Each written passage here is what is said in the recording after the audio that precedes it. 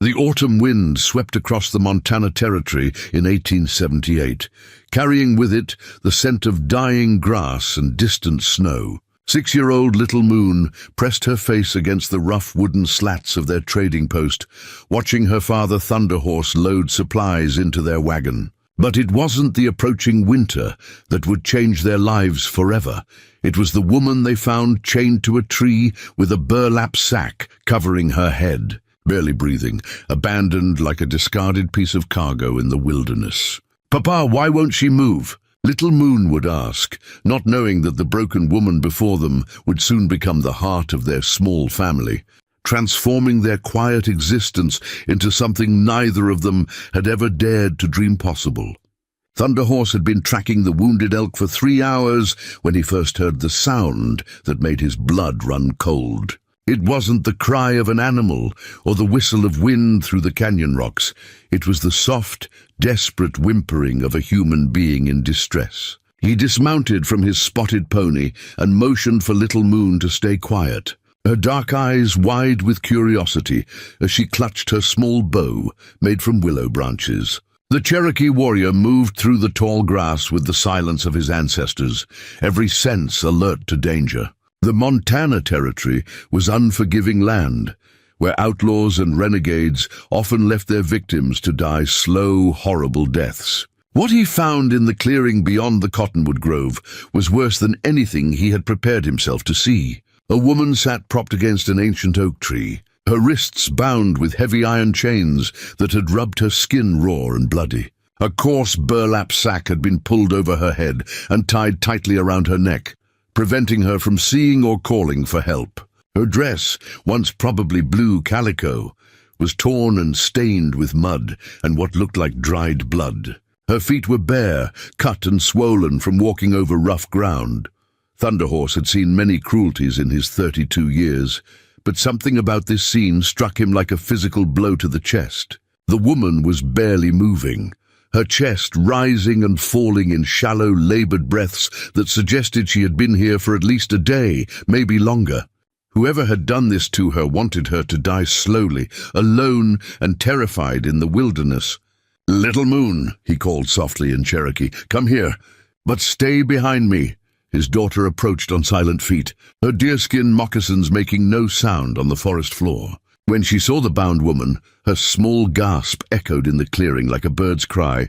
"Papa, why won't she move?" Little Moon whispered, her voice filled with the innocent concern of a child who had never seen such deliberate cruelty. Thunderhorse knelt beside the woman, his experienced hands checking for signs of life while his eyes scanned the surrounding area for potential threats. The woman's pulse was weak but steady, and when he gently touched her shoulder, she flinched away with a muffled cry of terror.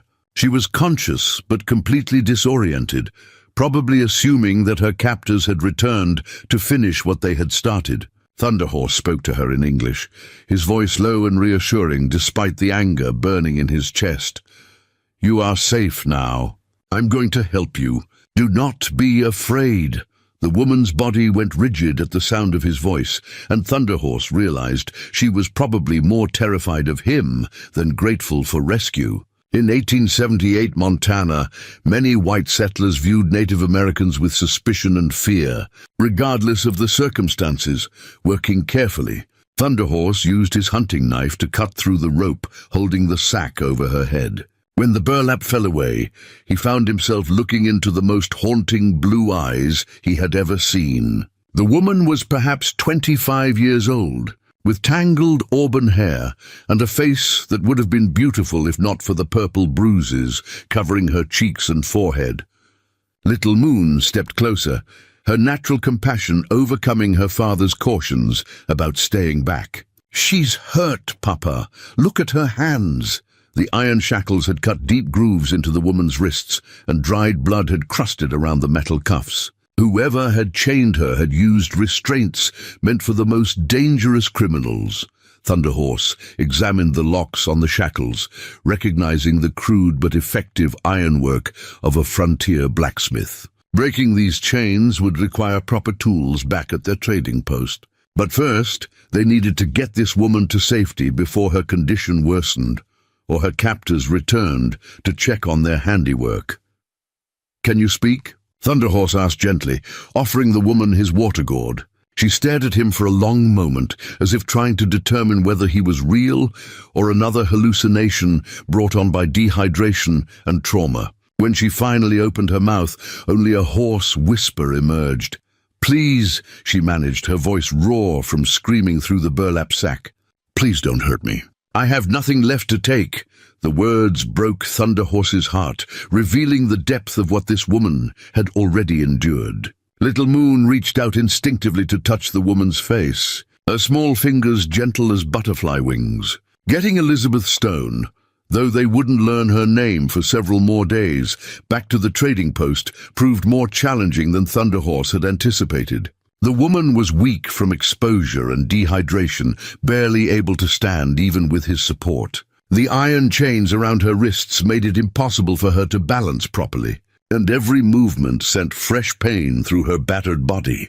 Thunderhorse made the decision to lift her onto his horse, positioning her in front of him where he could support her weight while maintaining control of the animal. Little Moon rode behind them on their pack horse, her worried eyes never leaving the mysterious woman who had appeared in their lives like a broken angel fallen from heaven. The journey back to their small trading post took over an hour, with Thunderhorse stopping frequently to give Elizabeth water and check on her condition. She drifted in and out of consciousness, sometimes mumbling words that made no sense, other times crying out in fear when she forgot where she was or who had rescued her. During one of her more lucid moments, Elizabeth looked up at Thunderhorse with those striking blue eyes and asked a question that would haunt him for weeks to come. "Why are you helping me? Don't you know what I've done?" Before he could respond, she had slipped back into the fevered delirium that seemed to claim her whenever she tried to remember her recent past. Their trading post sat in a narrow valley between two ridges, protected from the worst of the Montana winters, but still isolated enough that visitors were rare and usually announced their presence long before arriving. Thunderhorse had built the log structure himself 5 years earlier, after Little Moon's mother died, giving birth to what would have been their second child. The main building served as both their home and the trading post, where local ranchers and occasional travelers could buy supplies or trade for the furs and crafted goods that Thunderhorse provided. Behind the main structure stood a smaller cabin that had originally been intended as a workshop, but now seemed like the perfect place to house their unexpected guest. Little Moon helped her father carry Elizabeth into the small cabin, chattering nervously in Cherokee about how they should take care of the hurt woman. Thunderhorse listened to his daughter's innocent suggestions, while his own mind wrestled with the implications of what they were doing. Harboring a woman who might be a wanted criminal could bring serious trouble to their isolated home. But looking at Elizabeth's battered condition, Thunderhorse knew he could never have left her chained to that tree to die. Whatever crimes she might have committed, whatever circumstances had led to her brutal punishment, no human being deserved to suffer such deliberate cruelty. His Cherokee upbringing had taught him that all life was sacred, and that helping those in need was a fundamental responsibility. The first priority was getting those iron shackles off Elizabeth's wrists before infection set in around the deep cuts they had caused. Thunderhorse retrieved his heaviest hammer and cold chisel from the workshop, tools he normally used for shoeing horses and repairing wagon wheels. Breaking chains, designed to hold dangerous prisoners, would require precision and patience. Elizabeth was only semi-conscious when Thunderhorse began working on the first shackle, but the sound of metal striking metal brought her fully awake with a cry of terror. She tried to pull away, convinced that her captors had returned to inflict more punishment, until Little Moon's gentle voice broke through her panic. "It's all right, lady. Papa is making the bad chains go away. See? He's helping you." Little Moon held Elizabeth's free hand while Thunderhorse worked, her small fingers providing an anchor of comfort in the woman's world of fear and confusion. Something about the child's innocent presence seemed to calm Elizabeth's worst anxieties. The work was slow and dangerous, requiring Thunderhorse to position the chisel carefully to avoid injuring Elizabeth further, while applying enough force to break the tempered iron. Sweat beaded on his forehead despite the cool autumn air, and his muscles ached from the repetitive hammering motion. Little Moon wiped Elizabeth's face with a cool cloth, murmuring soft words of encouragement. When the first shackle finally broke away, Elizabeth stared at her freed wrist as if she couldn't believe what she was seeing. Fresh blood seeped from the deep cuts where the iron had bitten into her flesh. But for the first time since they had found her, something resembling hope flickered in her blue eyes. The second shackle proved even more stubborn, its lock mechanism jammed with dried blood and debris. Thunderhorse had to work at multiple angles, carefully chipping away at the metal, while Elizabeth gritted her teeth against the jarring impacts. When it finally gave way, she collapsed forward into Little Moon's arms, sobbing with relief and exhaustion. That evening, Thunderhorse prepared a simple meal of venison stew and cornbread, while Little Moon appointed herself as Elizabeth's caretaker. The child seemed to possess an intuitive understanding of what the traumatized woman needed, offering water without being asked and adjusting the blankets around Elizabeth's shoulders when she began to shiver. Elizabeth ate very little, her hands shaking too badly to hold a spoon steady. When Thunderhorse offered to help feed her, she flinched away with a look of such terror that he realized any sudden movement or gesture might send her into complete panic. Instead, he placed the bowl within her reach and retreated to the far side of the small cabin. "What's your name, lady?" Little Moon asked in her direct, childlike way. Elizabeth looked at the girl for a long moment, as if the question required enormous concentration to answer. When she finally spoke, her voice was barely above a whisper. "Elizabeth. Elizabeth Stone." The name seemed to cause her physical pain to speak, and fresh tears began streaming down her bruised cheeks. Thunderhorse noticed how she glanced toward the door constantly, as if expecting someone to burst in and drag her back into chains. Little Moon seemed satisfied with this basic information and continued her gentle interrogation. "Are you hungry? Papa makes good stew. Do you like cornbread?" "I helped make it." Elizabeth managed a weak smile at the child's chatter, the first sign of any positive emotion since they had found her. As the evening progressed, Thunderhorse began to piece together fragments of Elizabeth's story from her occasional, coherent statements. She had been traveling with someone she referred to only as him, and something had gone terribly wrong during their journey. She spoke of a town called Cedar Falls, though Thunderhorse wasn't familiar with any settlement by that name in the Montana Territory. More troubling were her references to what I did and the money that's gone. Elizabeth seemed convinced that she deserved the punishment she had received, though she couldn't or wouldn't explain what crime she believed she had committed. Thunderhorse suspected that guilt and trauma were mixing in her mind, creating a distorted version of recent events. When it came time to settle Elizabeth for the night, Little Moon insisted on staying in the small cabin to keep their guest company. "She might have bad dreams, Papa. Mama used to have bad dreams before she went to the spirit world." Thunderhorse's heart clenched at his daughter's mention of her deceased mother.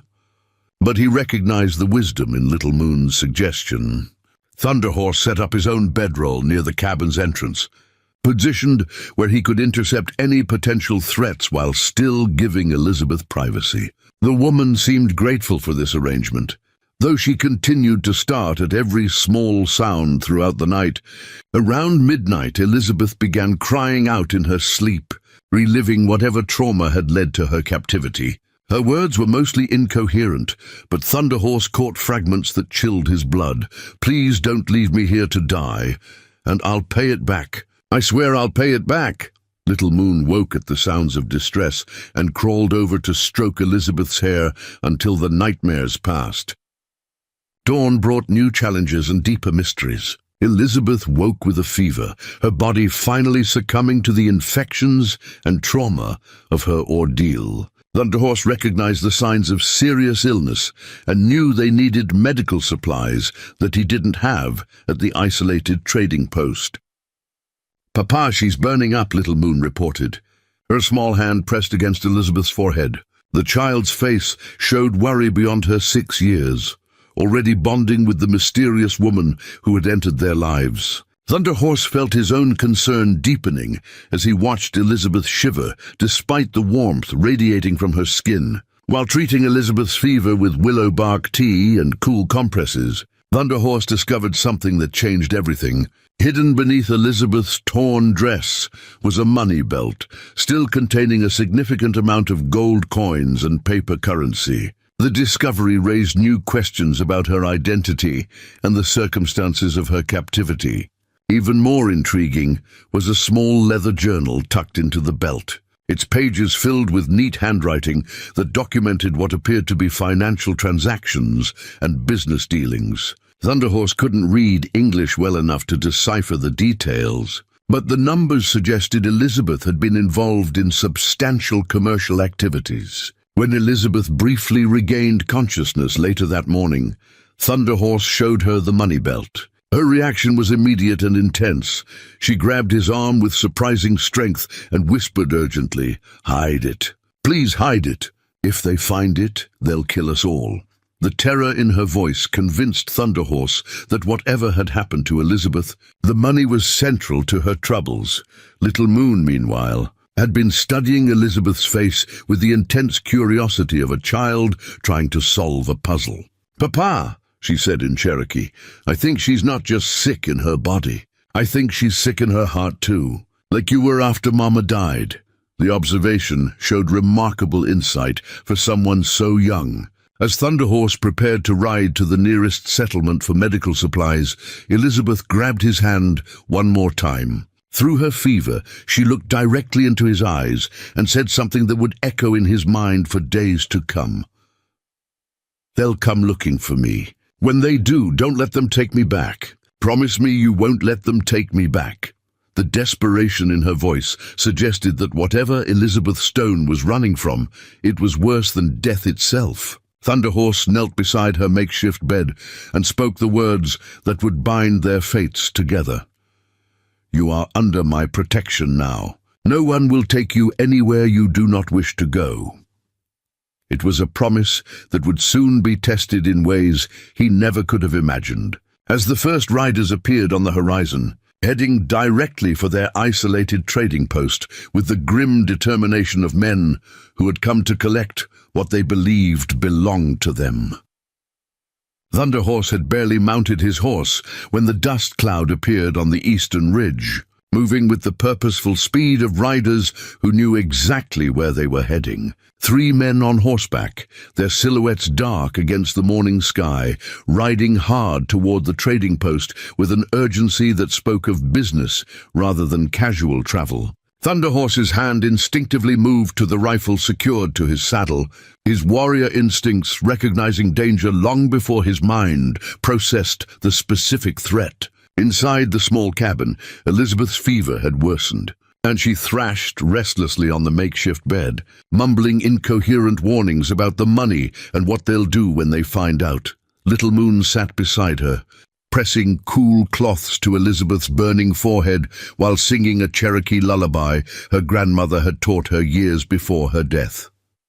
The child's voice was sweet and pure, a stark contrast to the violence that Thunderhorse sensed approaching their peaceful valley. The lead rider was a tall man, with silver hair beneath a black hat, his face weathered by decades of hard living on the frontier. Even from a distance, Thunderhorse could see the badge pinned to his vest and the confident way he sat his horse, marking him as someone accustomed to authority and getting his way. The 2 men flanking him looked like hired guns rather than lawmen, their hands resting casually near their weapons as they surveyed the trading post with calculating eyes. Thunderhorse made a quick decision that would prove crucial in the hours to come. Instead of riding out to meet the strangers, he turned his horse back toward the cabin and called softly to Little Moon in Cherokee. "Take our guest to the root cellar beneath the main house. Cover the entrance with the old blanket and do not come out until I call for you personally." His daughter's eyes widened with understanding, and she immediately began helping Elizabeth to her feet, despite the woman's weakened condition. The root cellar had been dug deep into the hillside behind their main building, originally designed to keep food supplies cool during the harsh Montana summers. Thunderhorse had reinforced it with thick timber supports and created a hidden entrance that looked like nothing more than a storage area for old blankets and winter clothing. It was the perfect hiding place for someone who needed to disappear quickly. Elizabeth seemed to understand the gravity of the situation despite her fever, allowing Little Moon to guide her down the narrow wooden steps into the cool darkness below ground. "If they find me," Elizabeth whispered to the child, "tell them you never saw me. Promise me you'll say you never saw me." Little Moon nodded solemnly, though Thunderhorse could see the confusion and fear in his daughter's dark eyes. By the time the three riders reached the trading post, Thunderhorse had positioned himself casually on the front porch, cleaning his rifle with the unhurried manner of a man who had nothing to hide. The lead rider dismounted with the fluid grace of someone who had spent most of his life in the saddle, his pale eyes scanning the buildings and surrounding area with professional thoroughness. "Morning," the man said, touching the brim of his hat, in a gesture that might have seemed polite, if not for the cold calculation in his voice. "Name's Marshal Garrett Coleman. I'm looking for a woman who might have passed through these parts recently. White woman, mid-20s, auburn hair, probably traveling alone or with unsavory companions."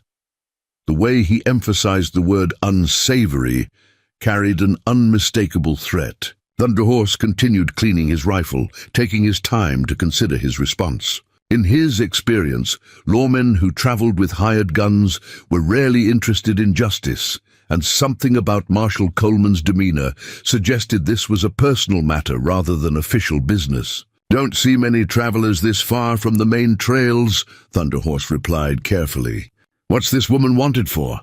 Coleman's smile was thin and humorless. "Theft. Grand larceny, to be specific. She stole a considerable sum of money from her employer and disappeared into the territory. The man she robbed is offering a substantial reward for her return, alive and unharmed."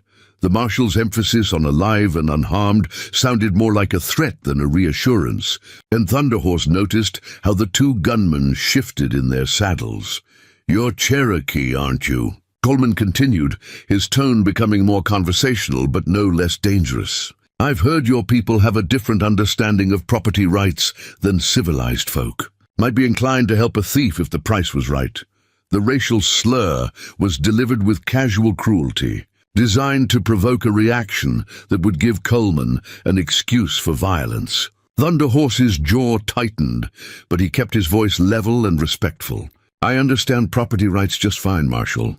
If someone stole money, they should return it and face the consequences. But I haven't seen any white women in weeks." The lie came easily, justified by his growing certainty that these men intended Elizabeth harm, regardless of her guilt or innocence. One of the gunmen, a lean man with a scar running from his left ear to the corner of his mouth, spat tobacco juice into the dust and spoke for the first time. "Maybe we should take a look around, just to be thorough. These Indian trading posts sometimes have hidden rooms, places where folks might hide stolen goods or wanted criminals." His hand rested on the butt of his revolver as he made the suggestion. Coleman nodded approvingly. "Good thinking, Hayes. We wouldn't want to leave any stone unturned in our search for justice." The marshal's tone made it clear that he expected Thunderhorse to cooperate fully, and that resistance would be met with immediate violence. Thunderhorse calculated the odds of successfully fighting 3 armed men while protecting Little Moon and Elizabeth, and found them discouragingly poor. The search of Thunderhorse's property was thorough and deliberately destructive, designed to humiliate as much as to find evidence. Marshal Coleman and his men overturned furniture, scattered clothing and supplies, and pried up floorboards, looking for hidden spaces. They moved through the main house like a plague of locusts, leaving chaos and broken belongings in their wake. Thunderhorse followed them silently, noting every item they damaged and every liberty they took with his property. His Cherokee training had taught him patience and strategic thinking, qualities that served him well as he watched these men destroy his carefully organized home. Little Moon remained hidden in the root cellar with Elizabeth, hopefully far enough underground to avoid detection. "Nice place you got here," the scarred gunman called Hayes commented sarcastically as he kicked over a basket of Little Moon's hand-woven dolls. "Must be profitable, trading with outlaws and renegades. Bet you see all sorts of interesting merchandise pass through here." He picked up one of the dolls and examined it with mock interest before tossing it into the fireplace. The third man, who had remained silent until now, was systematically examining the walls and floors for signs of hidden compartments. He was older than his companions, with grey stubble and the methodical manner of someone experienced in finding things that others wanted to keep hidden. "Got a cellar under this place?" he asked Thunderhorse directly. "Storm cellar out back," Thunderhorse replied truthfully. "Keeps the winter supplies from freezing." He led them to the obvious cellar entrance near the main house, a stone-lined pit that contained barrels of salt pork, dried beans, and preserved vegetables. The searchers spent 20 minutes examining every container and probing the walls for secret passages. Marshal Coleman was growing increasingly frustrated with their lack of results. "She was seen heading this direction 3 days ago. Local rancher spotted a woman matching her description near Willow Creek, not 10 miles from here. She has to be somewhere in this area." His voice carried the edge of a man who was not accustomed to failure. Hayes suggested expanding their search to the surrounding countryside, but Coleman shook his head. "She's hurt and on foot. Wouldn't get far in this terrain without help. Someone's hiding her and they're going to tell us where." His pale eyes fixed on Thunderhorse with unmistakable menace. The systematic destruction of his home continued for another hour, with the searchers becoming increasingly violent in their methods. They slashed open mattresses, broke dishes, and scattered Thunderhorse's carefully preserved books and maps across the floor. It was clear that they were no longer just searching for Elizabeth, but punishing Thunderhorse for his perceived lack of cooperation. During the search, Thunderhorse overheard fragments of conversation between the 3 men that revealed the true nature of their mission. Elizabeth hadn't stolen money from an employer. She had discovered evidence of embezzlement and corruption in a territorial government office where she worked as a bookkeeper. The stolen money was actually her evidence of the crime, and these men were here to silence her permanently. "Boss wants this handled quiet-like," Hayes muttered to his companion as they ransacked Thunderhorse's workshop. "Can't have her talking to the wrong people about what she saw in them ledgers." Too much at stake for too many important folks. The casual way they discussed Elizabeth's murder chilled Thunderhorse's blood.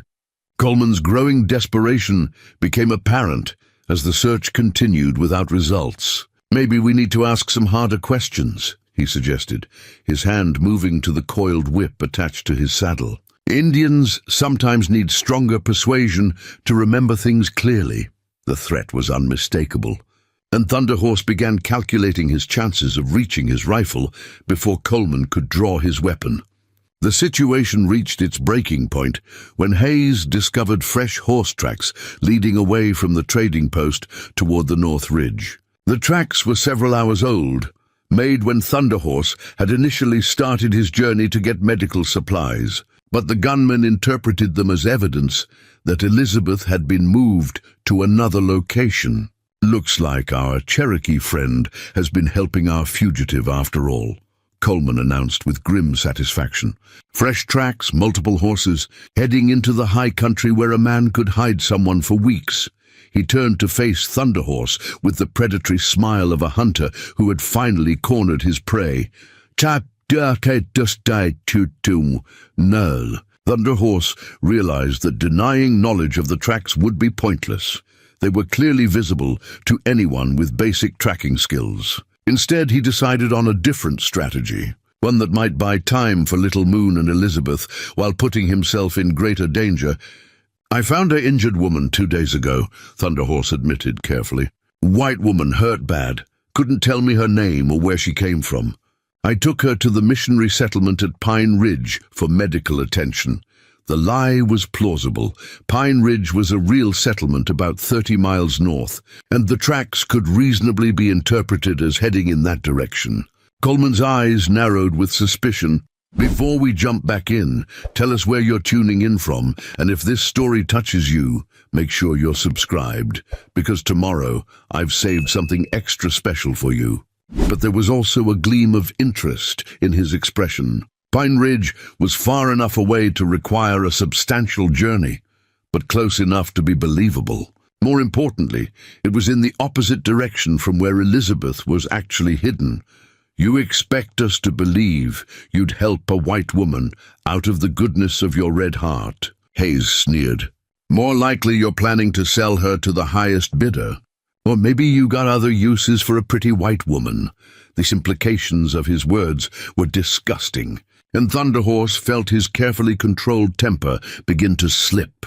The older gunman, who had remained quiet during most of the search, stepped forward with a more thoughtful expression. Pine Ridge is a hard ride from here. If she was hurt as bad as you claim, might not have survived the journey. Would be a waste of time chasing shadows. His practical assessment seemed to give Coleman pause. Thunderhorse pressed his advantage. Woman was dying when I found her.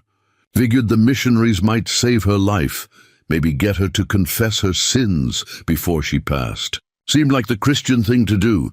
The reference to confession was deliberate. If Elizabeth had died at Pine Ridge, any secrets she carried would have died with her. Coleman weighed his options for several long minutes, clearly torn between pursuing the lead to Pine Ridge and continuing to search the immediate area. Thunderhorse could see the calculation in the marshal's eyes.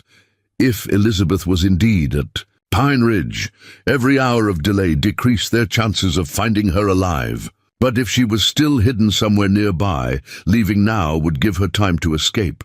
The decision was made when one of Coleman's horses showed signs of lameness, favoring its left front hoof in a way that suggested a stone bruise or loose shoe. Pursuing a lead 30 miles away with a lame horse would be dangerous and potentially futile, especially with winter weather threatening to close the mountain passes. We'll check Pine Ridge, Coleman decided finally. But if we find out you've been lying to us, Cherokee, we'll be back to have a more serious conversation about honesty and cooperation. The threat was delivered with the cold certainty of a man who had carried out such promises many times before. Thunderhorse nodded respectfully, keeping his expression neutral despite the relief flooding through his chest. I understand, Marshal. Hope you find what you're looking for.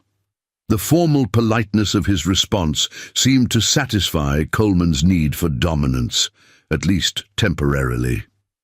As the three riders prepared to leave for Pine Ridge, Thunderhorse maintained his casual demeanor, while internally calculating how much time their departure would give him to prepare for their inevitable return. Coleman was too experienced and too determined to be fooled for long.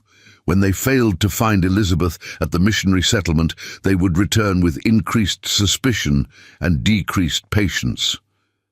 The marshal paused at the edge of the property to deliver one final warning. We'll be back through this area in a few days, on our way to check other settlements. Might stop by to see how you're getting along, maybe bring some friends who are better at finding things that don't want to be found. The meaning was clear. Thunderhorse had bought time, but not safety. Hayes spat another stream of tobacco, juice, and added his own threat. Funny how trading posts sometimes catch fire during dry weather. Real tragedy when that happens, especially if folks are trapped inside during the blaze. The casual way he discussed arson and murder revealed the true nature of the men Thunderhorse was dealing with. After the riders disappeared over the Eastern Ridge, Thunderhorse waited another 30 minutes before approaching the hidden root cellar. The silence that followed their departure felt ominous rather than peaceful, as if the very air around the trading post had been poisoned by the presence of such violent men. "Little Moon," he called softly in Cherokee. "The bad men have gone away. You can come out now." The response was immediate, the sound of movement below ground, followed by his daughter's voice asking if it was truly safe to emerge.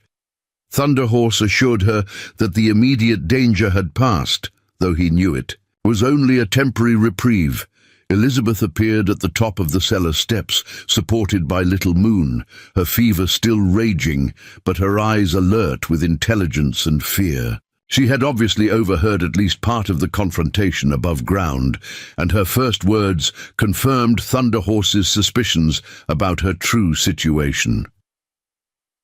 "They weren't lawmen, were they?" Elizabeth asked weakly, though her tone suggested she already knew the answer.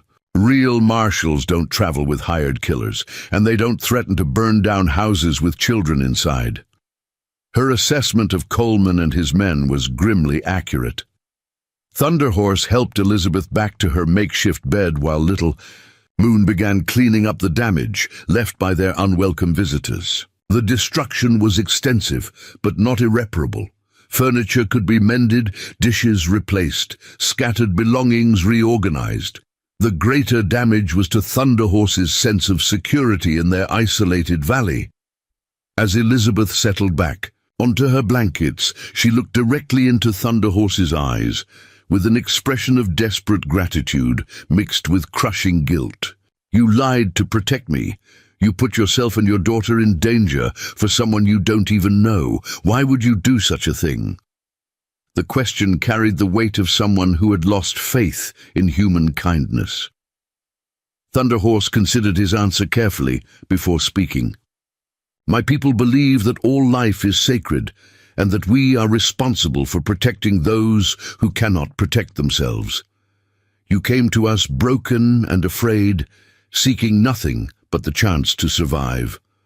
What you did before that moment does not matter as much as what we choose to do now."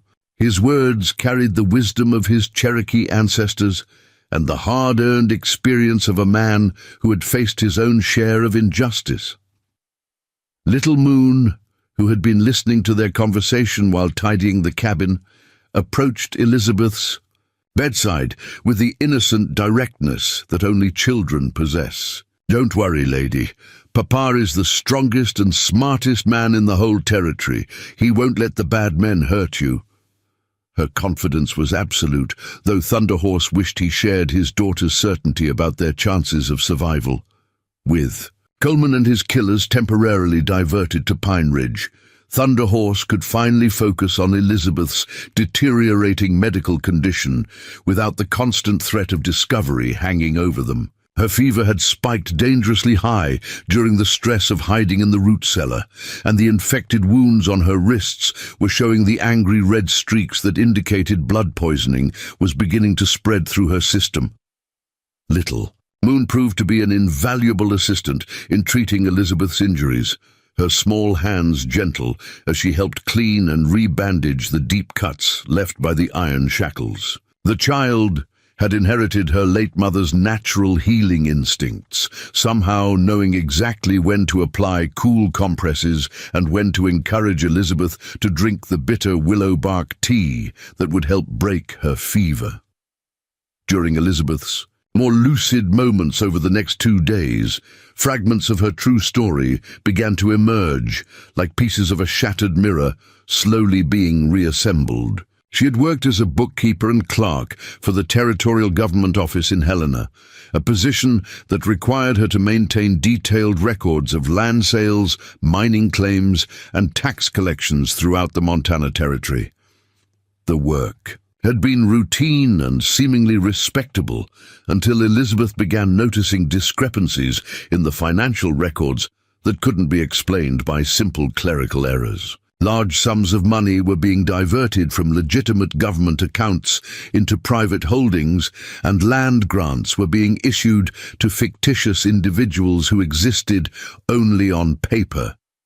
"I should have kept quiet," Elizabeth whispered to Thunderhorse during one of her stronger moments, her blue eyes filled with regret and self-recrimination. I should have pretended I didn't see what was happening and just done my job like everyone else. But I kept thinking about all the honest settlers who were being cheated out of their rightful claims, all the tax money that was being stolen from schools and hospitals. Her voice carried the weight of someone who had discovered that doing the right thing could be the most dangerous choice of all. The corruption extended far beyond simple embezzlement, reaching into the highest levels of territorial government, and involving some of the most prominent businessmen and politicians in Montana.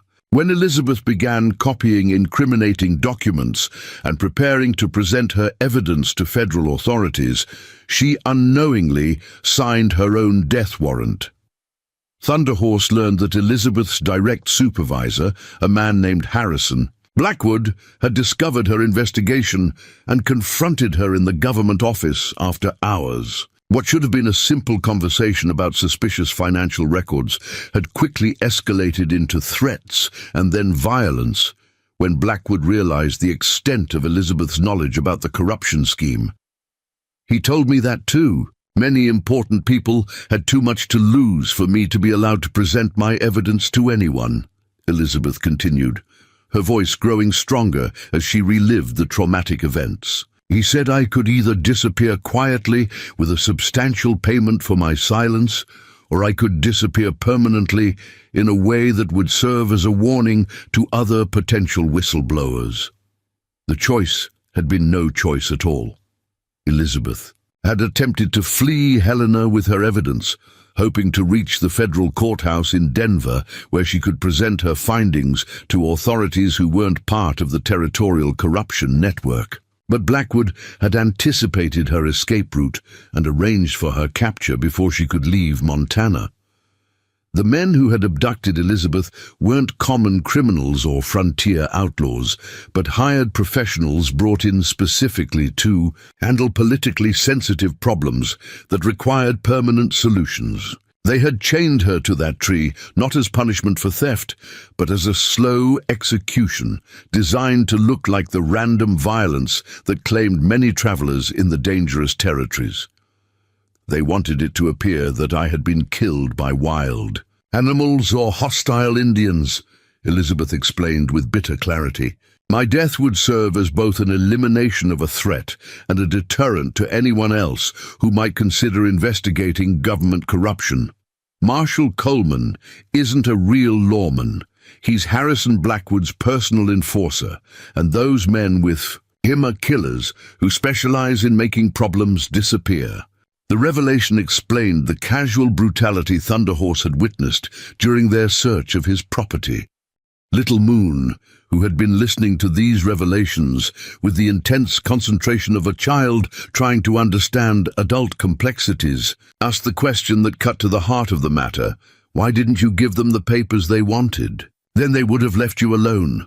Her innocent inquiry revealed the tragic flaw in Elizabeth's situation.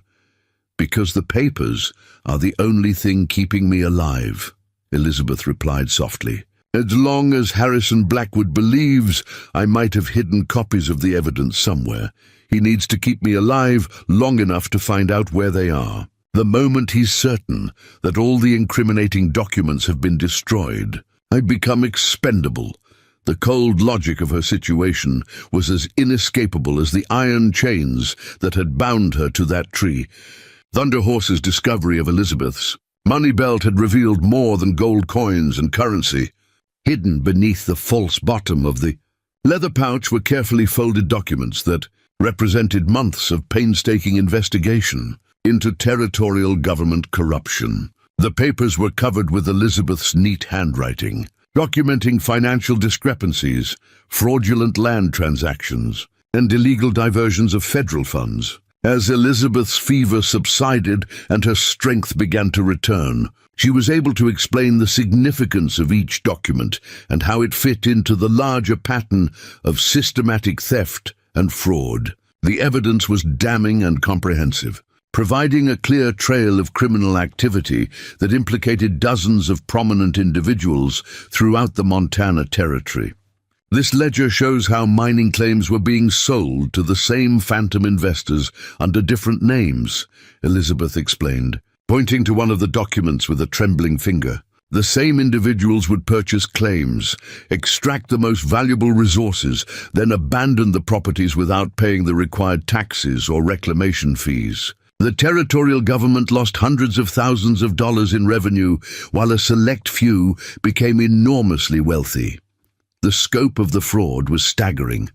Another set of documents revealed how federal funds designated for Indian reservation supplies and services were being systematically diverted into private accounts. Food, blankets, and medical supplies that were supposed to be distributed to Native American communities were instead being sold on the black market, with the profits disappearing into the pockets of corrupt officials.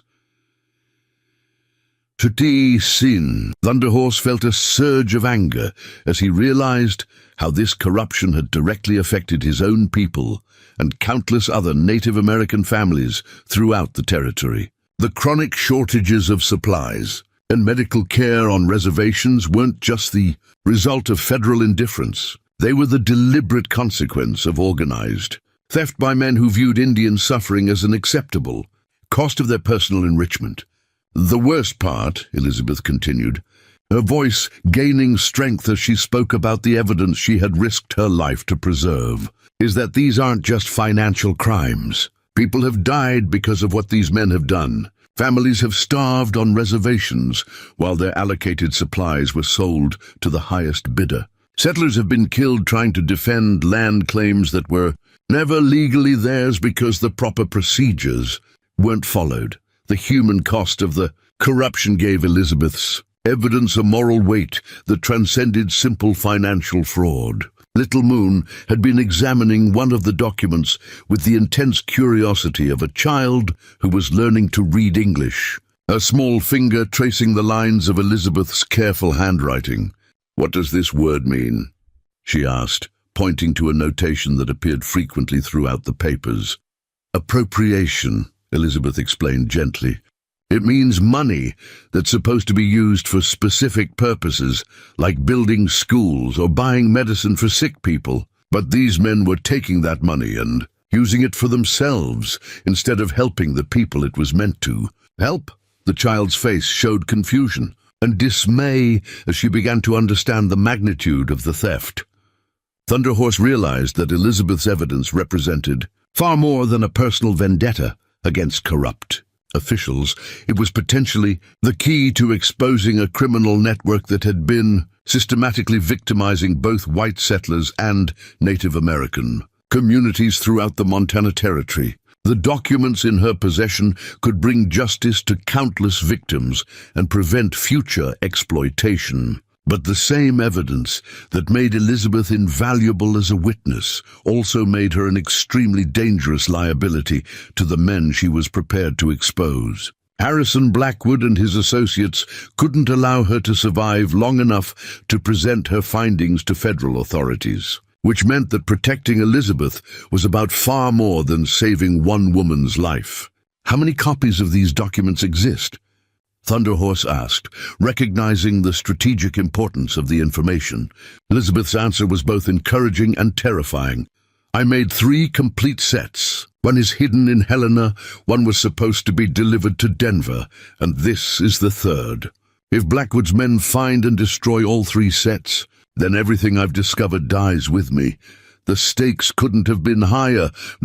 As Elizabeth's physical condition stabilized and her mental clarity returned, Thunderhorse began developing a strategy that would allow them to turn the tables on their pursuers while ensuring the crucial evidence reached the proper authorities. The plan would be dangerous and would require precise timing, but it offered their best chance of survival and justice.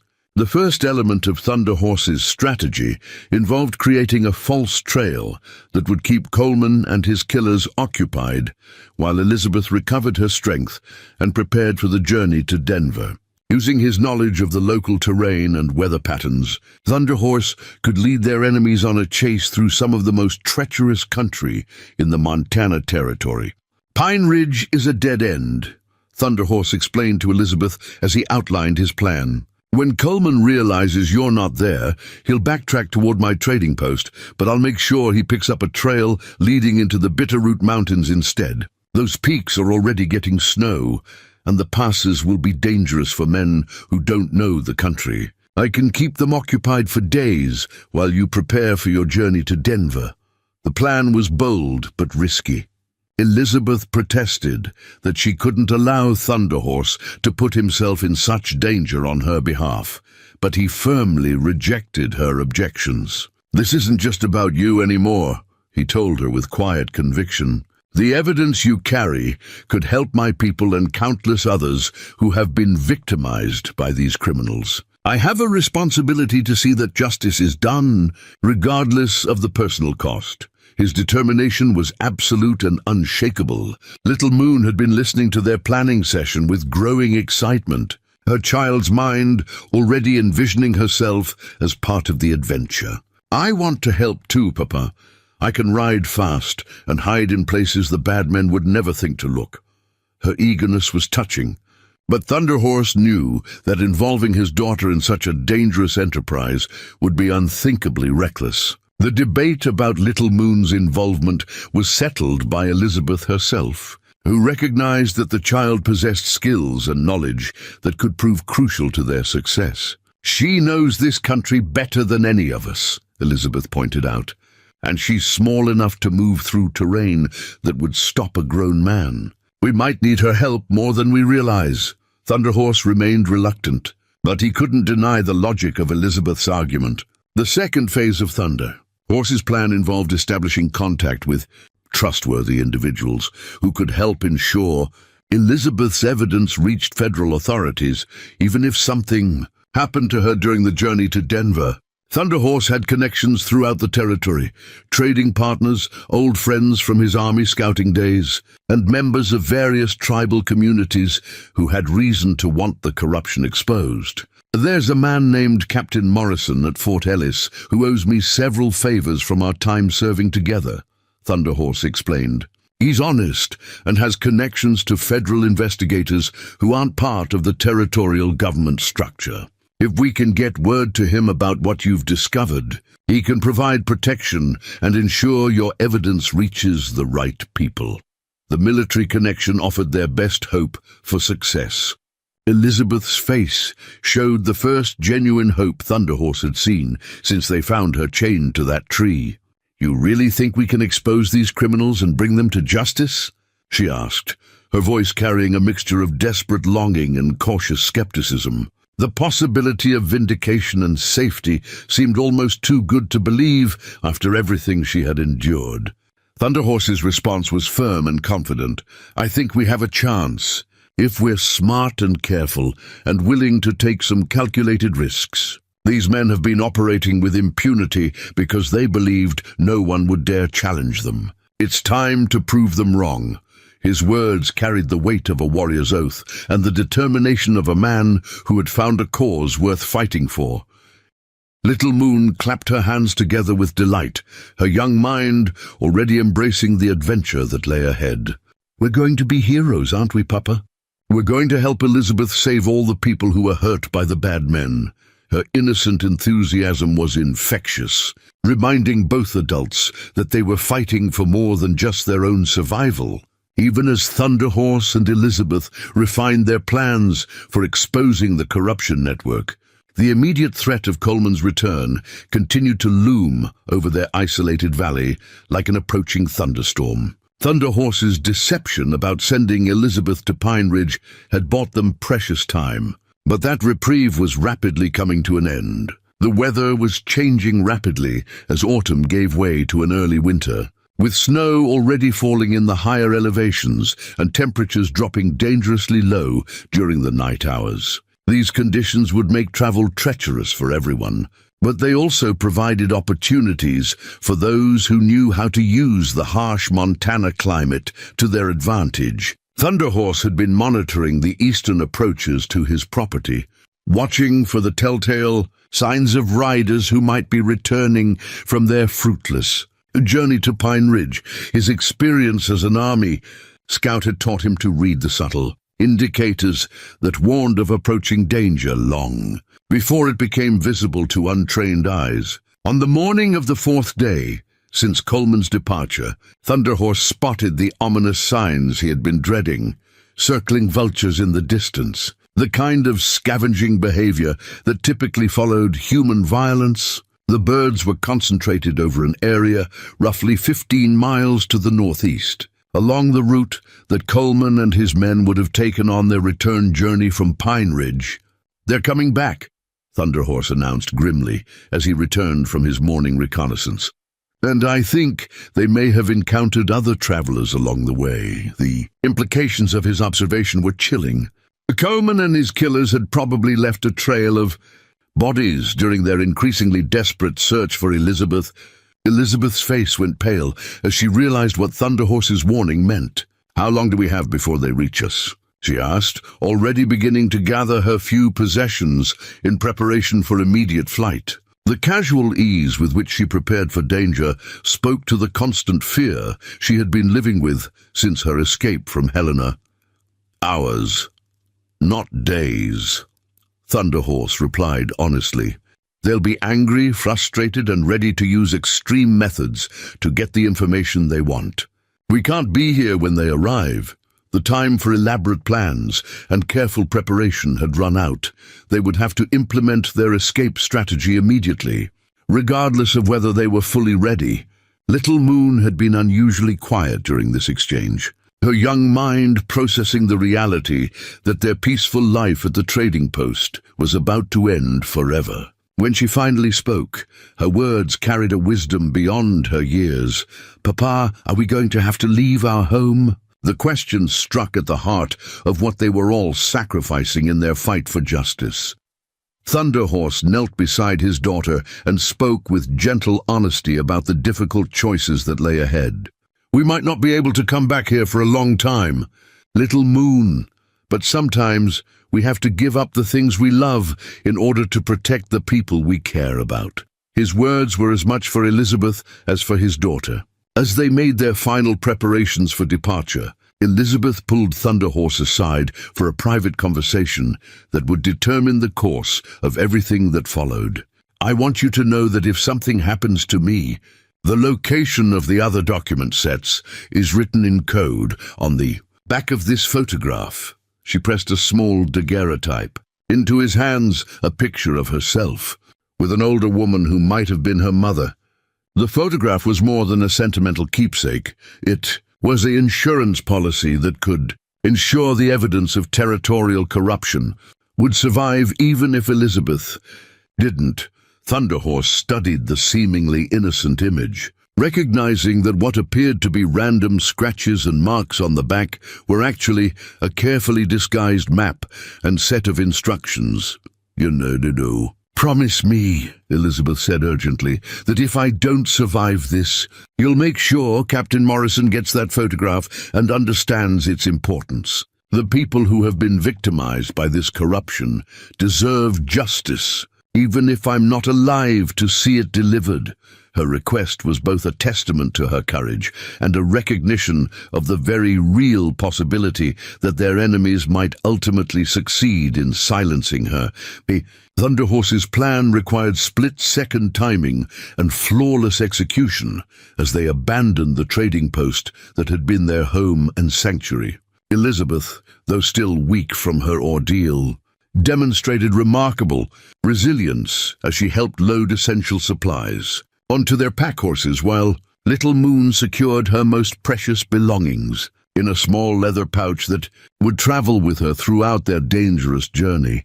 The route Thunderhorse had chosen led northwest into the Glacier Creek Valley, a treacherous stretch of wilderness that few white men had ever successfully navigated during winter conditions. The terrain was brutal, rocky gorges, dense forests, and mountain passes that could become death traps if the weather turned violent, but it also offered the advantage of being nearly impossible to track through once the snows began falling in earnest. As they prepared to depart, Thunderhorse made a calculated decision that would prove crucial to their survival. Instead of simply fleeing the area, He decided to implement a complex deception that would not only throw Coleman and his killers off their trail, but would also provide an opportunity to turn the hunters into the hunted. "I'm going to make it appear that we fled in panic toward the Canadian border," Thunderhorse explained to Elizabeth as they mounted their horses in the pre-dawn darkness. Preparing and narrating this story took us a lot of time, so if you are enjoying it, subscribe to our channel. It means a lot to us now. Back to the story. Coleman will find obvious signs of our hasty departure. Scattered belongings, clear tracks heading north, even some of your torn clothing caught on branches along the trail. He'll believe we're running scared toward the international boundary where American law enforcement can't follow. The deception was elaborate and risky.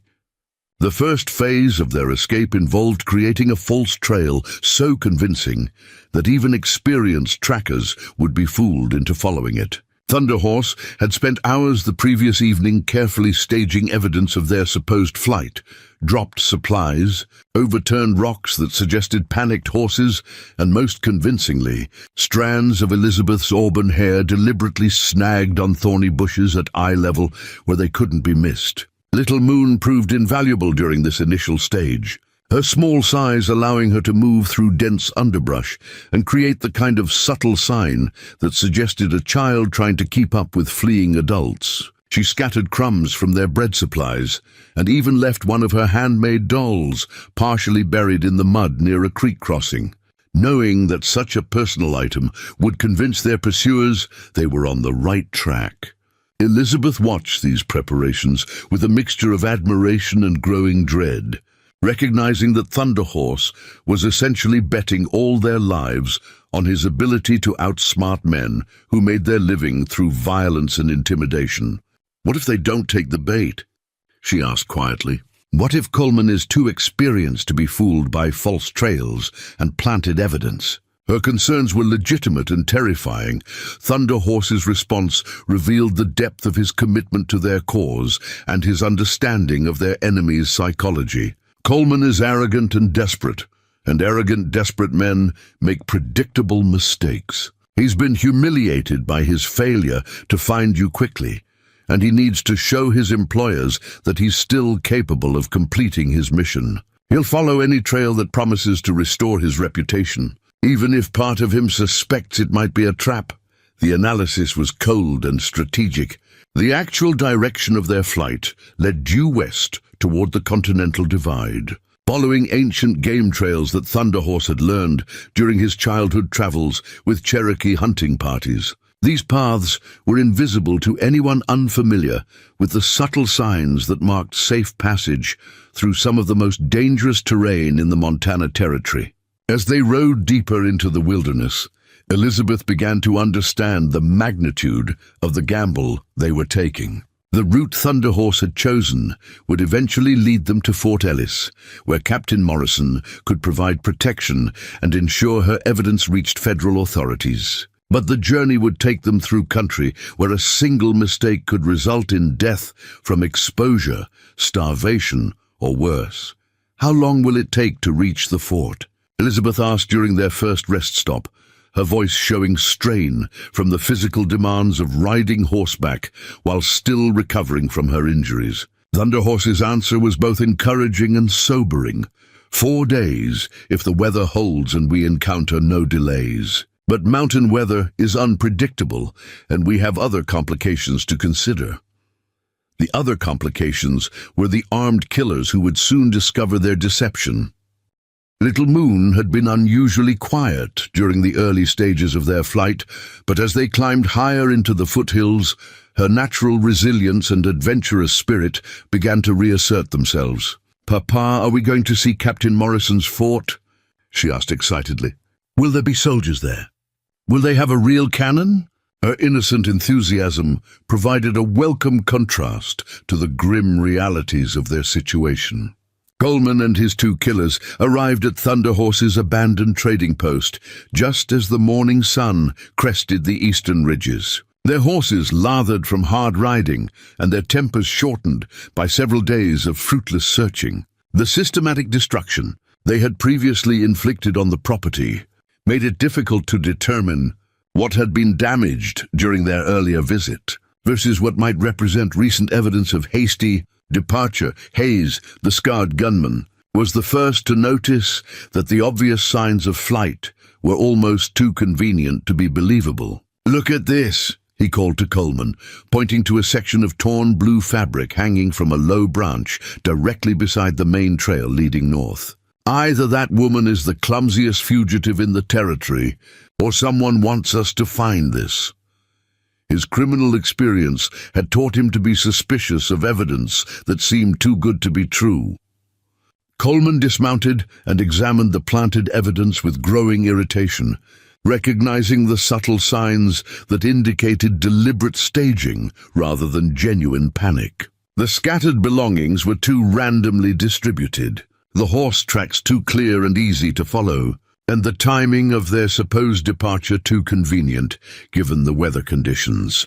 "We've been played," Coleman announced grimly, his pale eyes scanning the surrounding terrain with new understanding. "That Cherokee bastard is smarter than I gave him credit for. He sent us chasing shadows while he takes the woman in a completely different direction." The realization that he had been outwitted by a savage added humiliation to Coleman's growing fury. The older gunman, whose silence during their previous visit had marked him as the most experienced member of the group, finally spoke with the weary voice of a man who had seen too much violence and deception. "Question is, how long ago did they really leave, and which direction did they actually go? Could be anywhere in a 50-mile radius by now." His practical assessment highlighted the magnitude of their tracking problem.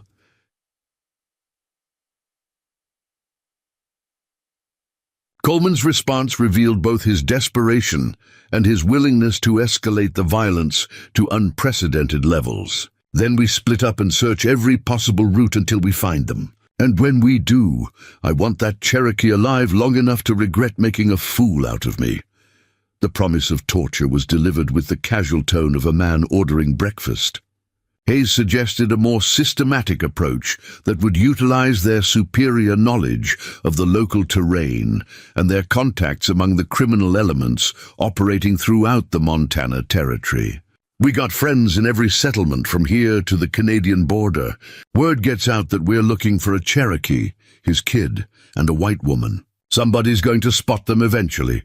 The criminal network was extensive and efficient, but Coleman had already moved beyond simple manhunting to a strategy of total warfare that would terrorize the entire region into cooperation. "Send word to every contact we have between here and Fort Benton. Anyone who helps these fugitives dies, along with their families. Anyone who fails to report seeing them suffers the same fate. By the time we're finished, every person in the territory will be looking for our targets." The escalation was both strategic and psychopathic. The decision to expand their search into a region-wide campaign of intimidation would prove to be both Coleman's greatest strength and his fatal weakness. While it would mobilize dozens of allies and informants, it would also attract the attention of federal authorities who were already suspicious of the unusual criminal activity in the Montana Territory. Elizabeth's evidence had mentioned Captain Morrison at Fort Ellis, and unknown to Coleman, the captain had already been conducting his own quiet investigation into reports of government corruption and territorial violence. The sudden increase in criminal coordination would provide exactly the kind of proof Morrison needed to justify federal intervention. As Coleman and his men prepared to implement their expanded search strategy, they made a crucial error that would ultimately lead to their downfall. In their arrogance and desperation, they failed to consider that Thunderhorse might have allies of his own, men who owed him favors and who had their own reasons for wanting to see justice prevail in the Montana Territory. Thunderhorse's false trail had bought them exactly 18 hours before Coleman's men discovered the deception and began their real pursuit. The Cherokee warrior had used that time wisely, leading Elizabeth and Little Moon deep into the Glacier Creek wilderness along routes that would test even the most experienced mountain trackers. The terrain they were traversing had been shaped by ancient glacial activity, creating a maze of narrow canyons, hidden valleys, and treacherous rock formations that could conceal travelers from pursuit, but could also become deadly traps if the weather deteriorated. Thunder Horse navigated these hazards with the confidence of a man who had spent his entire life reading the subtle signs that marked safe passage through hostile country. Elizabeth's admiration for Thunder Horse's wilderness skills grew with each mile they traveled, as she began to understand the incredible complexity of the route he had chosen. "How do you know which way to go when everything looks the same?" she asked during one of their brief rest stops, genuinely amazed by his ability to find direction in seemingly featureless terrain. "The land speaks to those who know how to listen," Thunder Horse replied, pointing out subtle indicators that Elizabeth had never noticed. The way moss grew on certain sides of trees, how water flowed over rocks, the flight patterns of birds, and the direction of wind currents. "My grandfather taught me that every rock and tree and stream has a story to tell about the country around it. You just have to learn their language." His explanation revealed a deep, spiritual connection to the natural world. Little Moon had proven to be an excellent traveler, her small size and natural agility allowing her to navigate difficult terrain that would challenge many adults. But the physical demands of their journey were beginning to show, and Thunder Horse knew they would need to find shelter soon if they hoped to maintain their pace. The first real test of their escape route came when they reached Devil's Canyon, a narrow gorge that cut deep into the mountainside and offered the fastest passage toward Fort Ellis. The canyon was treacherous under the best conditions, with loose rock walls that could collapse without warning and a rushing creek that could become a deadly torrent during storms. "There's no other way," Thunder Horse explained as they studied the intimidating passage ahead. "This canyon will cut 2 days off our journey, but we'll be trapped in there if our enemies catch up with us. It's a calculated risk that could save us or kill us." The decision required weighing speed against safety in circumstances where both were crucial. Elizabeth studied the narrow canyon entrance with growing apprehension, recognizing that once they entered the gorge, they would be committed to a course of action that offered no retreat. "What happens if Coleman's men are waiting for us on the other side?" she asked, voicing the fear that all of them were feeling. Thunder Horse's answer revealed his growing confidence in their ability to outmaneuver their pursuers through superior knowledge of the terrain and weather conditions. "Coleman doesn't know this country well enough to anticipate our route, and his horses aren't conditioned for high-altitude travel. If we can maintain our lead through the canyon, we'll reach Fort Ellis before he can organize an effective pursuit." The strategy was sound, but far from certain. As they entered Devil's Canyon, the walls rose steeply on both sides, creating an echoing chamber where every sound was amplified and distorted. The rushing water made conversation difficult, but it also provided cover for the noise of their horses' hooves on the rocky canyon floor. Thunder Horse took the lead, testing each step carefully for loose stones that might trigger rock slides. The journey through the canyon proved to be both physically exhausting and psychologically nerve-wracking, as they navigated a route that seemed designed to test human courage and endurance. Elizabeth found herself fighting claustrophobia as the walls closed in around them, while Little Moon pressed close to her father's horse, seeking comfort in his calm presence. Halfway through the canyon, they encountered the obstacle that Thunder Horse had been dreading, a rockfall that partially blocked their path, forcing them to dismount and lead their horses over treacherous footing while exposed to potential attack from above. The delay was unavoidable but dangerous, giving their pursuers additional time to close the gap. What Thunder Horse hadn't anticipated was that Coleman's criminal network extended far beyond simple hired killers and corrupt officials. Among the many individuals who owed favors to the territorial corruption ring was a Cherokee trader named Joseph Crow Feather, a man whose gambling debts and poor judgment had made him vulnerable to blackmail and coercion. Crow Feather had been watching the mountain trails for 3 days, positioned at a strategic overlook where he could observe the approaches to Fort Ellis while maintaining contact with Coleman's search parties. His knowledge of Cherokee tracking methods and traditional travel routes made him the perfect tool for intercepting Thunder Horse's carefully planned escape. The betrayal came just as Thunder Horse, Elizabeth, and Little Moon emerged from Devil's Canyon, exhausted from their perilous passage, but confident they had successfully evaded their pursuers. Crow Feather approached them with the casual manner of a fellow traveler seeking company, his familiar face and Cherokee speech causing Thunder Horse to lower his guard at the worst possible moment.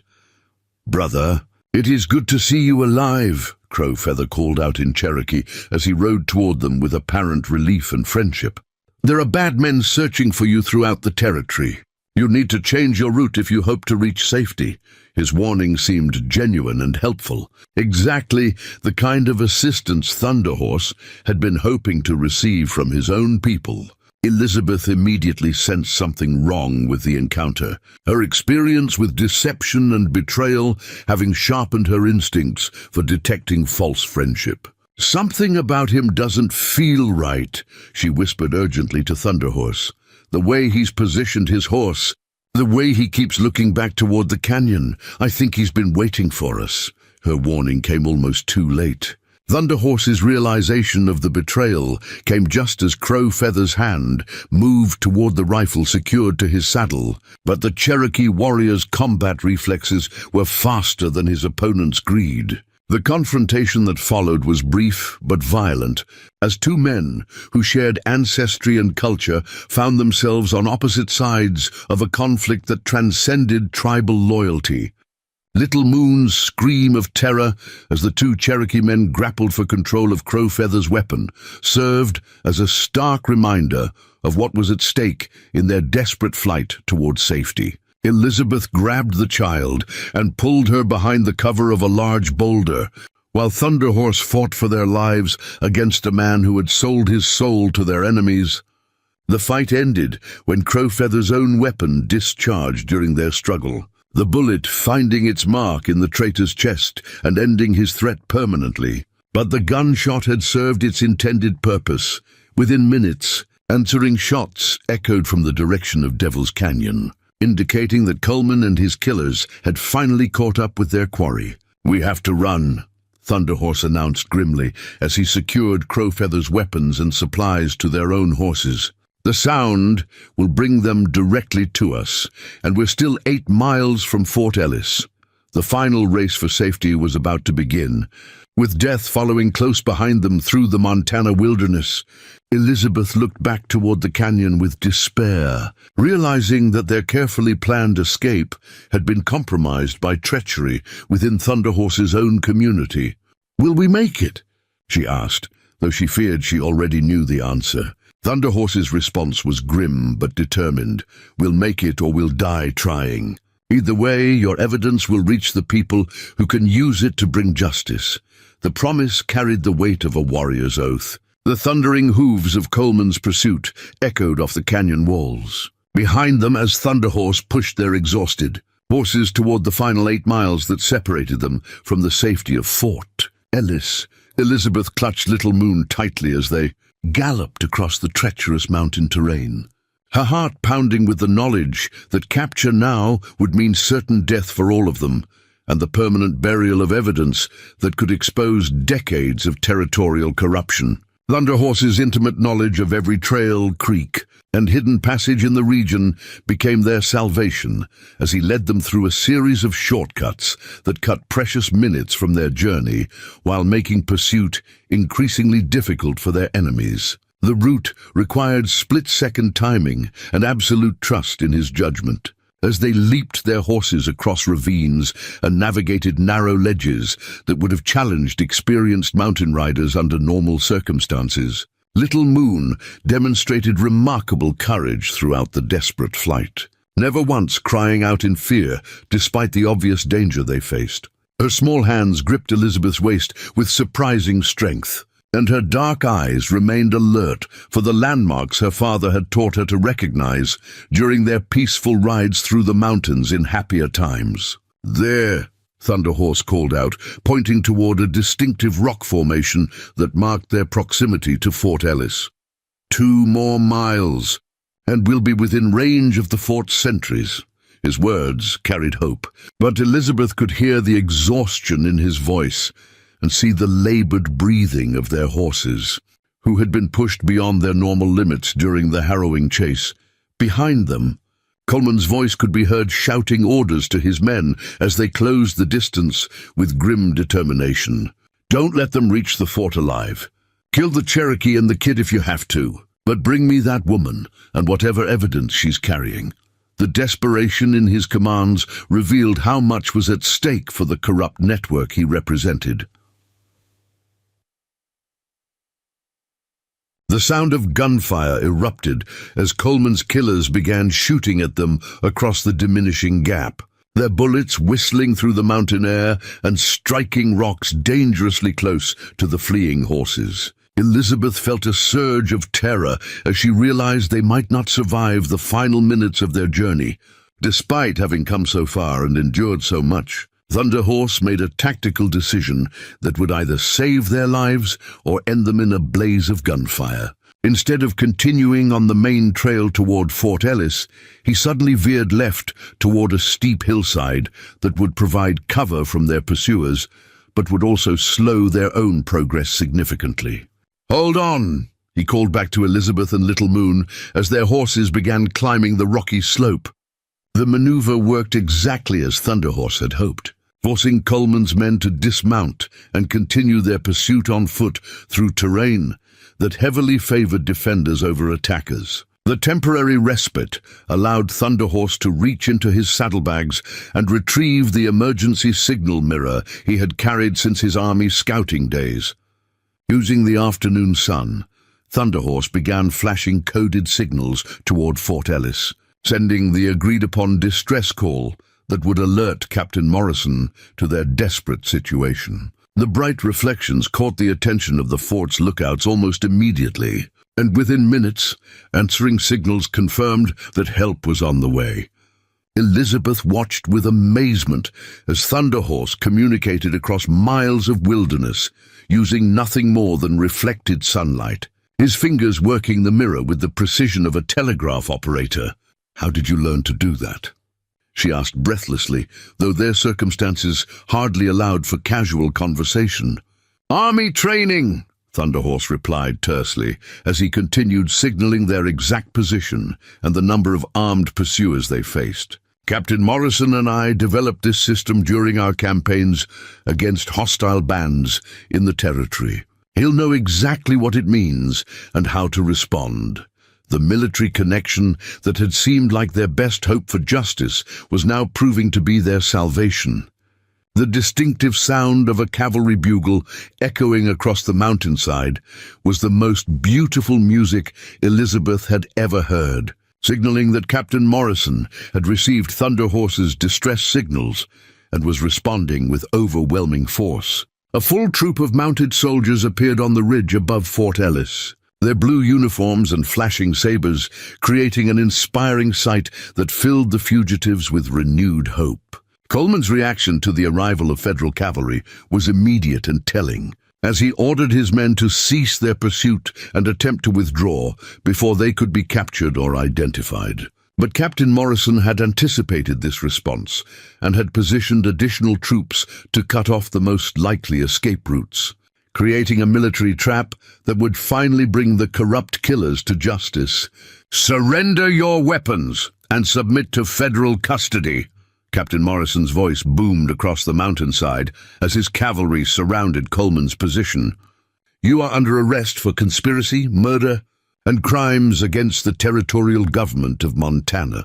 The formal charges rang out with the authority of the United States Army behind them. Hayes, the scarred gunman who had proven to be the most vicious of Coleman's associates, made the fatal mistake of drawing his weapon and attempting to shoot his way out of the military encirclement. The responding volley from a dozen cavalry carbines ended his criminal career permanently and served as a stark warning to his surviving companions. Coleman himself proved to be a coward when faced with superior force and certain capture, immediately attempting to negotiate by offering information about his employers and associates in exchange for leniency. "I can give you names, Captain," he called out desperately.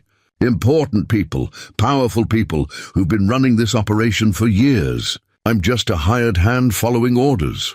His willingness to betray his accomplices revealed the true character beneath his veneer of authority. Captain Morrison's response was coldly professional as he ordered his men to secure the prisoners and collect their weapons. "You'll have plenty of opportunity to discuss your associates with federal prosecutors, Coleman. Right now, my immediate concern is ensuring the safety of the witnesses you've been trying to murder." The captain's priorities were clear and reassuring. Thunderhorse, Elizabeth, and Little Moon were escorted down from their defensive position by a squad of cavalry troopers who treated them with the respect due to heroes rather than fugitives. Captain Morrison personally greeted Thunderhorse with the warmth of an old friend and comrade in arms, their reunion marking the end of a nightmare that had begun with chains and terror. "You took a hell of a risk, old friend," Captain Morrison said as he clasped Thunderhorse's hand in greeting. "When I got your signals, I wasn't sure we'd reach you in time." The admission revealed how close they had come to disaster and how crucial Thunderhorse's military training had been to their survival. Elizabeth found herself overwhelmed with emotion as she realized they had actually survived the ordeal and reached safety with her evidence intact. The relief was so intense that she began to weep, her tears carrying away weeks of accumulated fear, pain, and desperation. Little Moon immediately moved to comfort her, showing the kind of empathy that marked the child as special. "It's over now," Little Moon said softly, patting Elizabeth's hand with the gentle wisdom of someone much older than her years. "The bad men can't hurt you anymore, and Papa's friend is going to make sure they get punished for what they did." The child's confidence in justice was absolute and infectious. Captain Morrison's examination of Elizabeth's evidence confirmed its devastating impact on the territorial corruption network that had operated with impunity for so many years. "This documentation is extraordinary," he told her with genuine admiration. "With this level of detail and corroboration, we can bring down the entire criminal organization and recover millions of dollars in stolen federal funds." The scope of justice that would follow was breathtaking. The trials that followed Elizabeth's testimony became the most significant legal proceedings in Montana Territory's history, exposing a web of corruption that reached from local officials to territorial governors and involving some of the wealthiest and most powerful individuals in the region. Elizabeth's meticulous documentation provided prosecutors with an unshakable foundation for criminal charges that would result in dozens of convictions and the recovery of vast sums of stolen money. Harrison Blackwood, the territorial official who had orchestrated Elizabeth's attempted murder, was among the first to be arrested when federal marshals arrived in Helena with warrants based on her evidence. His attempts to destroy incriminating documents and flee to Mexico were thwarted by the speed and efficiency of the federal response, leaving him facing charges that would result in life imprisonment. The impact of the corruption exposure extended far beyond simple criminal justice, as the recovered funds were used to provide long overdue supplies and services to Native American reservations throughout the territory. Thunderhorse had the satisfaction of knowing that his courage in protecting Elizabeth had directly benefited his own people and countless other victims of the criminal network. Elizabeth's role as a federal witness required her to remain in protective custody at Fort Ellis for several months while the various trials proceeded, but the time was far from unpleasant. She found herself becoming an integral part of the fort's community. using her bookkeeping skills to help organize the post's financial records and teaching reading and writing to soldiers who had never received formal education. Little Moon thrived in the fort environment, where she was treated as a beloved mascot by the cavalry troopers and received the kind of education that would have been impossible at the isolated trading post. Her natural intelligence and curiosity impressed the fort's chaplain, who began providing her with advanced instruction in reading, writing, and arithmetic. Thunderhorse divided his time between serving as a scout and guide for the federal investigations and working to rebuild his trading post, which had been severely damaged during Coleman's searches. The army provided materials and labor to assist with the reconstruction. Recognizing his crucial role in exposing the territorial corruption, the most satisfying moment of the entire legal proceedings came when Marshal Coleman, faced with overwhelming evidence and the testimony of his surviving associates, finally confessed his crimes in open court. His detailed admission provided the final pieces needed to complete the prosecution's case and ensured that justice would be served for all of the corruption network's victims.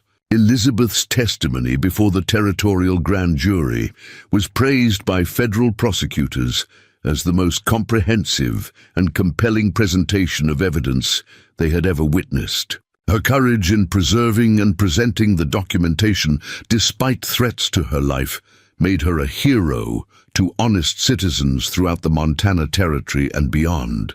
The financial recovery from the corruption cases was substantial enough to fund major improvements in territorial infrastructure, including new schools, hospitals, and transportation systems that would benefit all residents regardless of their race or social status. Elizabeth's sacrifice had literally transformed the future of the entire region.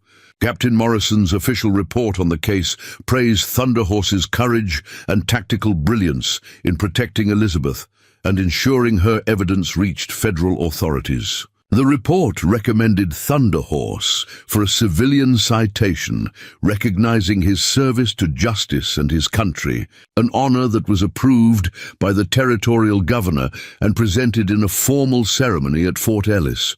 6 months after their harrowing escape through the Montana wilderness, Elizabeth stood in the rebuilt trading post, watching Thunderhorse and Little Moon work together to plant a garden where vegetables and flowers would grow in the fertile soil of their mountain valley. The scene was peaceful and hopeful, a stark contrast to the violence and terror that had brought them together. The question of Elizabeth's future had been resolved through discussions that involved all 3 members of their unlikely family. Thunderhorse had formally asked Elizabeth to remain with them permanently, not just as a guest or employee, but as an equal partner in rebuilding their lives and their business. Little Moon had enthusiastically supported the proposal, having grown to love Elizabeth as the mother she had never really known. Elizabeth's acceptance of Thunderhorse's proposal had surprised no one who had witnessed the deep bonds that had formed between them during their shared ordeal. Their relationship had evolved from desperate necessity to genuine affection and mutual respect, creating the foundation for a partnership that would endure whatever challenges the future might bring. The wedding ceremony that united Thunderhorse and Elizabeth was conducted according to Cherokee traditions, with Captain Morrison serving as an honored witness and Little Moon playing a central role as the bridge between her father's past and their family's future. The celebration that followed brought together soldiers from Fort Ellis, local ranchers, and members of various tribal communities in a demonstration of unity that would have seemed impossible before their shared struggle for justice. Little Moon's education continued under Elizabeth's guidance, with the child showing remarkable aptitude for languages, mathematics, and the kind of creative problem-solving that had helped save their lives during their flight from Coleman's killers. Her bilingual abilities and cultural knowledge made her an ideal interpreter and mediator between different communities in the territory. The trading post prospered under Elizabeth's financial management and Thunder Horse's wilderness expertise, becoming a hub of commerce and communication that served travelers from throughout the Montana Territory. Their reputation for honesty and fair dealing attracted customers who traveled considerable distances to do business with people they could trust. Elizabeth's skills as a bookkeeper and financial analyst made her invaluable to territorial officials who were working to rebuild honest government institutions in the wake of the corruption scandals. Her consulting work with various agencies provided additional income while allowing her to ensure that the reforms implemented would prevent future criminal exploitation. Thunder Horse's role as a federal scout and guide expanded significantly as his reputation for courage and reliability became known throughout the military establishment. His knowledge of the terrain and his ability to work effectively with people from diverse backgrounds made him indispensable for missions requiring cultural sensitivity and tactical expertise. The final scene of their remarkable story showed the three of them standing together on the porch of their rebuilt home, watching the sunset paint the Montana mountains in shades of gold and crimson. Little Moon, now 8 years old and growing rapidly, stood between her father and Elizabeth with the confident posture of a child who knew she was loved and protected. "Papa," Little Moon said softly, echoing the question that had started their incredible journey months earlier. "Remember when you asked me why that lady wouldn't move when we found her by the tree?" Thunder Horse nodded, his arm around Elizabeth's shoulders as they remembered that terrible day that had changed all their lives. Elizabeth smiled as she provided the answer that had taken months to fully understand. "I couldn't move because I had given up hope that anyone would care enough to help me. But your papa and you showed me that even when everything seems lost, there are still people in the world who will risk everything to do what's right." Her words carried the wisdom earned through suffering and the joy discovered through unexpected love. Thunder Horse's final words summarized the transformation they had all experienced.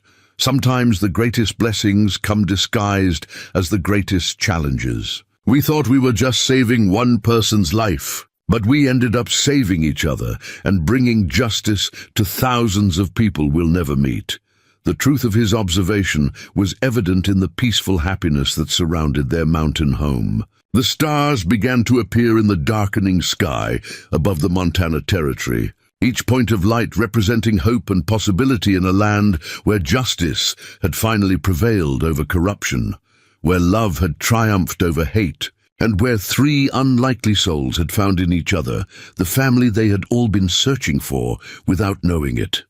The mountain valley that had once held only Thunder Horse's isolated trading post had transformed into a thriving settlement known throughout the Montana Territory as Stone Creek. Named in honor of Elizabeth's courage and the solid foundation of justice she had helped establish. Where once a single log cabin had stood against the wilderness, now a proper town stretched along the creek bottom, complete with a general store, schoolhouse, blacksmith shop, and even a small church that served the diverse community that had grown around the original trading post. Elizabeth Stonehorse stood on the covered porch of their expanded home, watching her 13-year-old daughter. Little Moon led a group of younger children in their afternoon lessons beneath the shade of the cottonwood trees that Thunder Horse had planted to commemorate each year of their marriage. The scene filled Elizabeth with a deep satisfaction that went far beyond personal happiness, representing the kind of peaceful, prosperous community that her evidence had helped make possible throughout the territory. Thunder Horse himself had adapted to his role as the unofficial mayor and leading citizen of Stone Creek with the same quiet competence he had brought to every other challenge in his life. His combination of Cherokee wisdom, military experience, and natural leadership abilities made him the person everyone turned to when disputes needed settling or important decisions required making. The success of Stone Creek represented more than just economic prosperity. It had become a model for the kind of integrated community that was emerging throughout the reformed Montana Territory, where Native Americans, white settlers, former slaves, and immigrants from various European countries worked together as equals rather than viewing each other with suspicion and hostility. Elizabeth's role in the community extended far beyond her duties as wife, mother, and business partner. Her expertise in financial matters and her experience in exposing government corruption had made her an invaluable consultant to territorial officials who were still working to implement the reforms that had emerged from the trials 5 years earlier. The schoolhouse that served Stone Creek and the surrounding ranches was Elizabeth's particular pride, representing her commitment to ensuring that the next generation would receive the education necessary to prevent the kind of ignorance and prejudice that had enabled the corruption network to operate with impunity for so many years. Little Moon's education under Elizabeth's guidance had progressed far beyond what would have been possible at a traditional frontier school, encompassing not only basic academic subjects but also advanced studies in law, government, and international relations. The young woman's intelligence and natural curiosity had impressed visiting officials and educators who predicted a bright future in territorial service or even federal government positions. The relationship between Little Moon and Elizabeth had evolved from the desperate circumstances of their first meeting into the kind of deep mother-daughter bond that transcended blood relations and cultural differences. Elizabeth's influence had helped Little Moon develop into a confident, articulate young woman who was equally comfortable in Cherokee traditions and modern American society. Thunderhorse took immense pride in watching his daughter grow into someone who could navigate both worlds with equal skill, representing the best aspects of both Cherokee heritage and American opportunity. His own role in her development had focused on teaching her the traditional skills and values that would keep her grounded in her cultural identity while she pursued broader horizons. Among the newer residents of Stone Creek was Dr. James Morrison, Captain Morrison's younger brother, who had established the territory's first fully equipped medical practice in their community. His presence had dramatically improved healthcare for everyone in the region, while also providing Little Moon with exposure to modern scientific and medical knowledge. The young woman's interests had begun to focus particularly on legal studies and government policy, areas where her unique background and cultural knowledge could contribute to the ongoing work of territorial reform and development. Elizabeth had been encouraging these interests while also ensuring that Little Moon understood the responsibilities that came with such opportunities. Elizabeth's own continuing education had kept pace with her daughter's development, as she pursued advanced studies in law and economics through correspondence courses with Eastern universities. Her goal was to ensure that she could continue serving as an effective advocate for territorial reform, while also supporting Little Moon's academic and professional development. The legal proceedings that had grown out of Elizabeth's evidence had continued for years beyond the initial trials, as federal prosecutors methodically dismantled the entire network of corruption that had plagued the Montana Territory. The scope of the criminal enterprise had proved to be even more extensive than Elizabeth's original documentation had suggested, involving dozens of additional individuals and millions of dollars in stolen funds. Harrison Blackwood's conviction and life sentence had been only the beginning of a legal process that ultimately resulted in the prosecution of 3 territorial governors, 7 federal officials, and dozens of local politicians and businessmen. The recovered funds had been used to establish educational and healthcare systems throughout the territory, while also compensating many of the individual victims of the corruption scheme.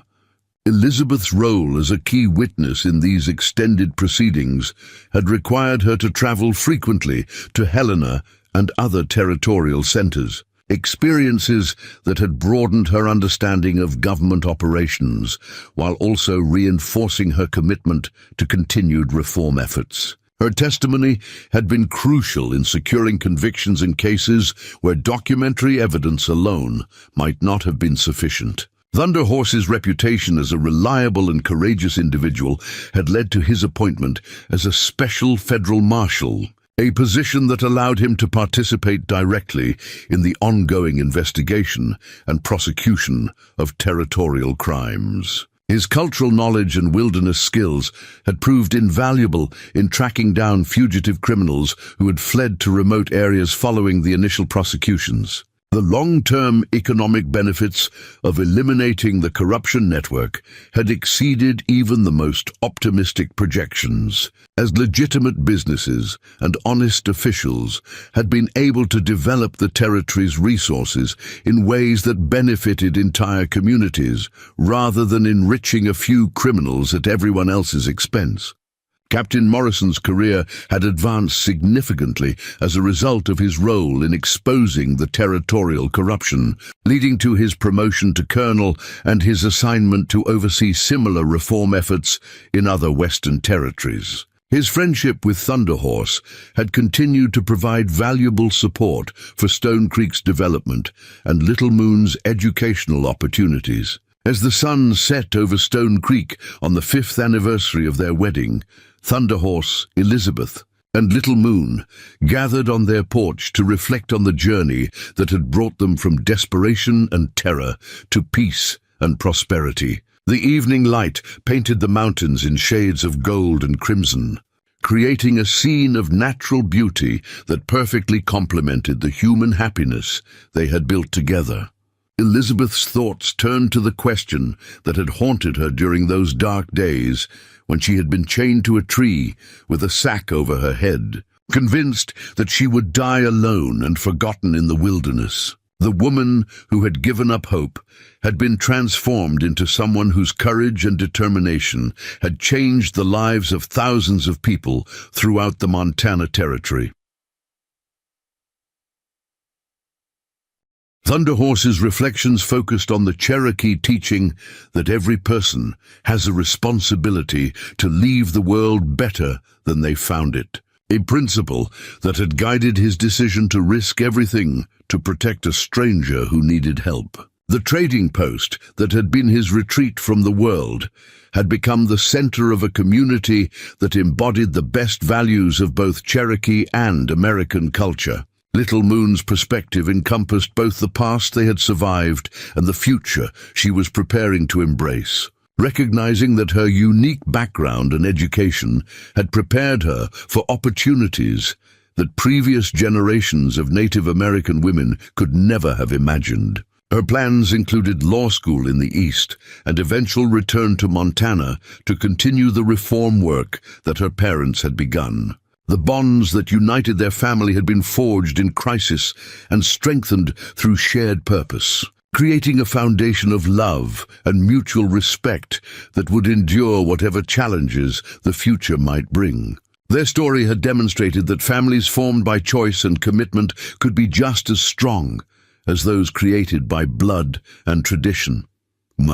The community that had grown around them in Stone Creek represented a vision of American society that transcended racial and cultural divisions, proving that people of different backgrounds could work together successfully when they shared common values of honesty, fairness, and mutual respect. The settlement had become a beacon of hope for similar communities throughout the expanding nation.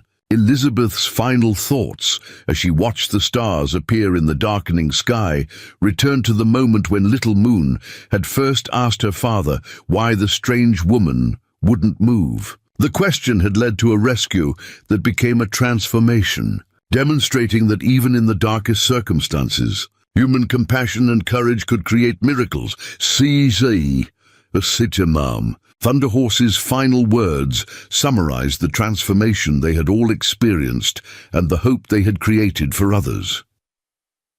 We began this journey as strangers brought together by violence and desperation, but we discovered that love and justice are more powerful than hate and corruption. That discovery changed not only our own lives, but the lives of everyone who came after us. His observation captured the essence of their remarkable story.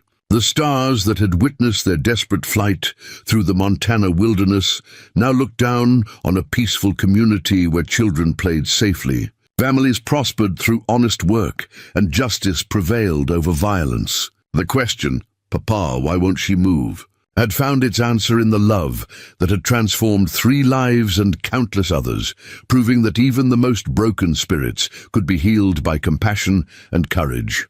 Up next, you've got 2 more standout stories right on your screen. If this one hit the mark, you won't want to pass these up. Just click and check them out, and don't forget to subscribe and turn on the notification bell so you don't miss any upload from us.